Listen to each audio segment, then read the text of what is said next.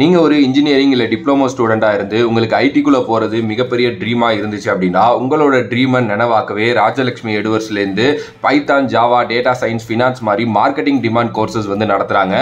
Already 500+ students இங்கே படித்து செமையான ஜாபில் இருக்காங்க. 30+ இண்டஸ்ட்ரியல் எக்ஸ்பர்ட்ஸ் வந்து பார்த்தீங்க அப்படின்னா நம்மளோட ரீஜனல் லாங்குவேஜ் தமிழ் அண்ட் இங்கிலீஷில் கூட வந்து பார்த்தீங்கன்னா சொல்லித்தராங்க.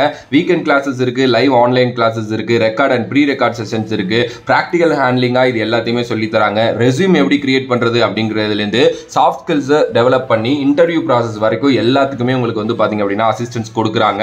அஃபோர்டபுள் ப்ரைஸில் வித் 0 காஸ்ட் இஎம்ஐயில் உங்களுக்கு வந்து பார்த்தீங்கன்னா இதை சொல்லி தராங்க. 100% பிளேஸ்மெண்ட்ஸ் இருக்குது. பிகாஸ் 500+ கம்பெனிஸோட இவங்களோட டைப் இருக்குது. ஸோ உங்களோட கெரியரை லிஃப்ட் பண்ணணும் அப்படின்னு நினச்சிங்கன்னா டிஸ்கிரிப்ஷனில் இருக்கிற லிங்கை கிளிக் பண்ணி நீங்கள் ஜாயின் பண்ணுங்கள் அண்ட் கெரியரை லிஃப்ட் பண்ணுங்கள். ஹலோ மை டியர் கிரிக்ஸ் வியூவர்ஸ், உங்கள் எல்லாருக்கும் ஒரு பெரிய வணக்கம். இன்னைக்கான வீடியோ என்ன அப்படின்னா, ஐபிஎல் ஆக்ஷன் 2024 முடிஞ்சதுக்கு அப்புறம் சிஎஸ்கேவோட ஃபேன்ஸ் பயங்கர சந்தோஷத்தில் இருக்காங்க. ஏன்னா நல்ல டீமை வந்து உருவாக்கிட்டாங்க. சிஎஸ்கே பயங்கரமாக இருக்க போகுது அப்படிங்கிற மாதிரிலாம் நிறைய பேர் சொல்லிட்டு இருக்காங்க. At the same time Shardul Thakur உள்ளே வந்ததுனால ஒரு சில பேருக்கு வந்து பார்த்தீங்கன்னா ஒரு சில விஷயங்கள் பிடிக்கல. அதுக்கான காரணம் முகேஷ் சௌத்ரிக்கு இடம் இருக்குமா அப்படிங்கிறது வந்து தெரியல. முகேஷ் சௌத்ரி ஐபிஎல் 2022 சிஎஸ்கே கண்டுபிடிச்ச ஒரு பொக்கிஷம் அப்படின்னே சொல்லலாம். எஸ், அவர் ஃபர்ஸ்ட்ல என்னதான் நல்லா போடல அண்ட் ஃபீல்டிங்ல நிறைய மிஸ்டேக் பண்ணாரு. அட் த சேம் டைம் அவரோட பவுலிங் அடிபட்டுச்சு. இது எல்லாமே இருந்தாலும் அவரை வந்து செமையா தோனி வந்து க்ரூம் பண்ணிட்டாரு.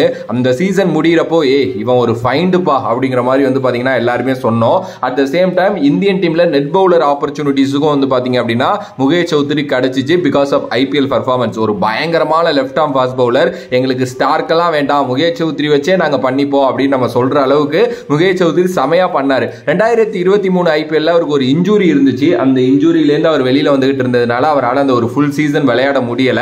பட் இருந்தாலும் அவரை வந்து பாத்தீங்கன்னா இந்த வாட்டி வந்து ரீடைன் பண்ணாங்க. ஸோ அப்பயே நான் ஒரு வீடியோ போட்டிருந்தேன், அதிலேயே சொல்லியிருந்தேன் ஒரு சரியான பிளேயர் முகேஷ் சௌத்ரி, சிஎஸ்கே அவரை பயங்கரமா யூஸ் பண்ண போறாங்க அப்படின்லாம் சொல்லிட்டு. பட் ஆனா இப்ப ஷர்துல் தக்கூரை எடுத்துட்டாங்க அப்படிங்கிறதுனால முகேஷ் சௌத்ரிக்கு இடம் கிடைக்குமா அப்படிங்கிறதே தெரியல.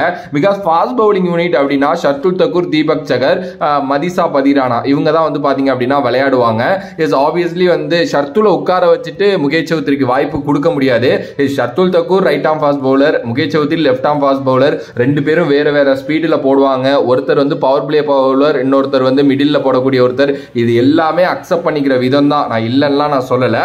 பட் ஆனால் எக்ஸ்பீரியன்ஸ் தான் என்னைக்குமே சிஎஸ்கே வந்து பார்த்தீங்க அப்படின்னா யோசிப்பாங்க. அப்படி யோசிக்கிறப்போ ஷர்துல் தக்கூருக்கு தான் வந்து பார்த்தீங்கன்னா இடம் கொடுப்பாங்க, முகேஷ் சௌத்ரிக்கு இடம் கிடைக்காது. மகாராஷ்டிராவை சேர்ந்த ஒரு சூப்பரான ஃபாஸ்ட் பவுலர் தான் முகேஷ் சௌத்ரி. சிஎஸ்கேக்காக நல்லா பண்ணியிருக்காரு. அண்ட் இந்த வருஷம் அவருக்காக நான் பயங்கரமா காத்திருந்தேன். ஏன்னா கண்டிப்பா வச்சு சொருன்னு சொருவி விட்டுருவாரு. பிகாஸ் நம்ம ஆல்ரெடி பார்த்துருக்கோம் எவ்வளவு விக்கெட்ஸ் எடுத்திருக்காருன்ட்டு. ரோஹித் சர்மாவோட விக்கெட்டு, இஷான் கிஷனோட அந்த பாலே ஃபேஸ் பண்ண முடியாம கீழே விழுந்து போல்ட் ஆவாரு, அந்த விக்கெட்லாம் மறக்கவே முடியாது. பட் ஆனா இப்ப சிஎஸ்கேவோட பிளேயிங் லெவல்ல அவருக்கு இடம் இல்லவே இல்லை அப்படின்னு நினைக்கிறப்பதான் கொஞ்சம் அப்படியே மனசு வலிக்குது. பட் ஸ்டில் இன்னொரு விஷயம் இருக்குங்க. என்ன அப்படின்னா, ஒரு சில பிக்சர்ஸ்ல மேபி முகேஷ் சௌத்ரி வந்து ஹெல்ப் பண்ணலாம். இல்ல நமக்கு ஒரு லெஃப்ட் ஆர்ம் ஃபாஸ்ட் பவுலர் வேணும், அப்படி அவர் இருந்தாதான் கரெக்டா இருக்கும் அப்படின்னு யோசிக்கிறப்போ சிஎஸ்கே வந்து இந்த விஷயத்தை யோசிக்க மாட்டாங்க. ஷர்துல் தக்கூர் உட்கார வச்சுட்டு எடுத்துட்டு வரலாம் அப்படின்னு சொல்லிட்டு.